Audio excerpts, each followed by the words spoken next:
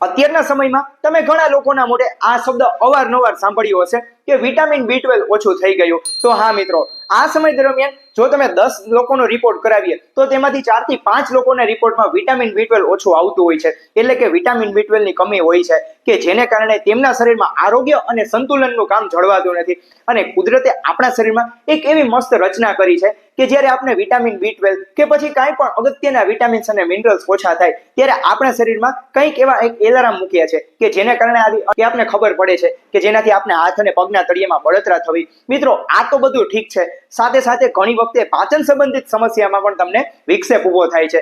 આપને એવું લાગે છે કે આપણું પાચન મંદ પડી ગયું અથવા તો ગેસની તકલીફ છે, પરંતુ એવું તો છે જ. તેની સાથે ઘણી વખતે વિટામિન B12 ઓછું હોય તેને કારણે પણ આ સમસ્યા અવારનવાર હોય છે. અને સાથે સાથે મોઢામાં ચાંદા પડવા, છાલા પડવા, સાથે ઘણી વખતે તો ગભરામણ થવી, ચક્કર આવવા, થોડું કામ કરીએ તો પણ થાક લાગે, અને ઘણી વખતે પગની પિંડીઓનો દુખાવો, સાથે ગોટલા ચડી જવા, નસો સુકાઈ જવી, અને સાથે જોઈએ કે ઘણી વખતે થોડું પણ કોઈને બોલાવે તો પણ આપણો સ્વભાવ ગરમ થઈ જવો, એટલે કે સ્વભાવ ચીડિયો, બેચેની, આવી અનેક પ્રકારની સમસ્યા અવારનવાર ઊભી થતી હોય છે. અને આ સમયમાં તો મોટી ઉંમરના લોકોથી લઈ નાની ઉંમરના વ્યક્તિમાં પણ અત્યારે વિટામિન B12 ની કમી જોવા મળતી હોય છે. અને જેથી કરીને અત્યારે ઘણા બધા લોકો અવારનવાર તેનાથી પરેશાન થતા હોય છે. પરંતુ આ વિટામિન B12 વધારવા માટે આપણે શું કરવું? તો હા મિત્રો, તેના માટે કોઈ પણ દવા કે ટીકડા નથી લેવા. તે માત્ર ને માત્ર આપણે શાકાહારી સ્ત્રોતથી જ આપણે તે વધારવાનું છે. અને આ સમય દરમિયાન તો ઘણા લોકોને એક એવો ભ્રમ છે કે વિટામિન B12 તે વિપુલ પ્રમાણમાં નોનવેજમાંથી જ મળે છે,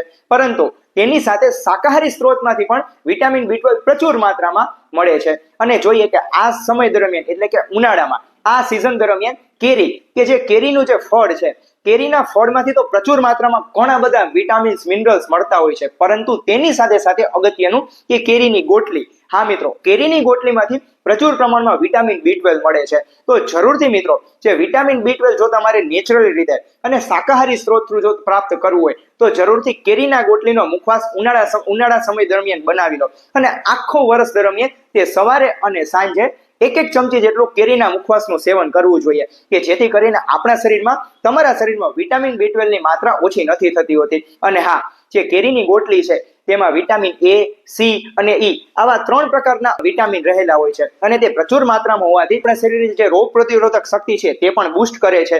અને સાથે અગત્યની વાત એ છે મિત્રો કે તેમાં કેરીની ગોટલીમાં ઝીંક, કોપર, મેગ્નેશિયમ આવા અનેક પ્રકારના મિનરલ્સ તેમાં રહેલા છે, કે જેથી કરીને આપણા શરીરનું જે બંધારણ પણ મજબૂત કરવા માટે અગત્યનો ફાળો છે. સાથે તેમાં કેલ્શિયમ પણ પ્રચુર માત્રામાં હોવાથી આપણા હાડકાને પણ તે મજબૂત કરે છે. તો મિત્રો, માત્ર એવું તો નથી કે કેરીની ગોટલીમાંથી ખાલી માત્ર ને માત્ર વિટામિન B12 જ મળે છે, પરંતુ તેની સાથે સાથે ઘણા બધા પ્રકારના વિટામિન્સ અને મિનરલ્સ પણ મળે છે, કે જેથી કરીને આપણે B12 ની સાથે સાથે કેલ્શિયમની પૂર્તિ કરે છે, સાથે સાથે રોગ પ્રતિરોધક શક્તિ મજબૂત બનાવે છે. આવી અનેક ફાયદા આપને તેમાંથી મળતા હોય છે. અને સાથે અગત્યની વાત એ પણ છે મિત્રો, જો તમે દૂધ, દહીં, છાશનું સેવન ના કરતા હો તો જરૂરથી તમને વિટામિન B12 ની ઉણપ ઊભી જ થવાની છે. કારણ કે જે છાશ છે તેમાં પ્રચુર માત્રામાં વિટામિન B12 રહેલું છે. સાથે સાથે તેમાં પ્રી અને પ્રોબાયોટિક બેક્ટેરિયા પણ રહેલા છે, કે જે આપણા આંતરડા માટે ખૂબ જ ફાયદાકારક છે, જેથી કરીને આપણું પાચન પણ સરળ બનાવે છે. અને આપણો જે લીધેલો ખોરાક છે તેમાંથી મળતા જે વિટામિન્સ અને મિનરલ્સ તે પણ આપણે તે ઇઝીલી ડાયજેસ્ટેબલ થઈ જાય છે, અને જેથી કરીને આપણે તેના પૂરેપૂરા લાભ મળતા હોય છે. તો મિત્રો, મારી 2 હાથ જોડીને વિનંતી છે કે જરૂરથી ભોજનમાં સુમધુર છાશને સ્થાન આપો. હા, કે જે છાશ છે તે જરૂરથી તમારું પાચન તો સરળ બનાવે છે, પરંતુ સાથે સાથે તમારે જે શરીરમાં રહેલું B12 નું લેવલ છે તે પણ તે વધારી દે છે. સાથે સાથે ગાયના દૂધ અને ગાયના ઘીને પણ સ્થાન આપો. આની પહેલા આપણે અગાઉ વાત પણ કરેલી કે ઉધાર લઈને પણ ગાયનું ઘીને ભોજનમાં જરૂરથી સ્થાન આપો, કારણ કે તેમાં વિટામિન B12 અને બીજા અગત્યના બધા મિનરલ્સ પણ તેમાં પ્રચુર માત્રામાં હોવાથી આપણે જે ગાયના ઘીમાંથી આપણે ઘણું બધું તે ફાયદો આપે છે.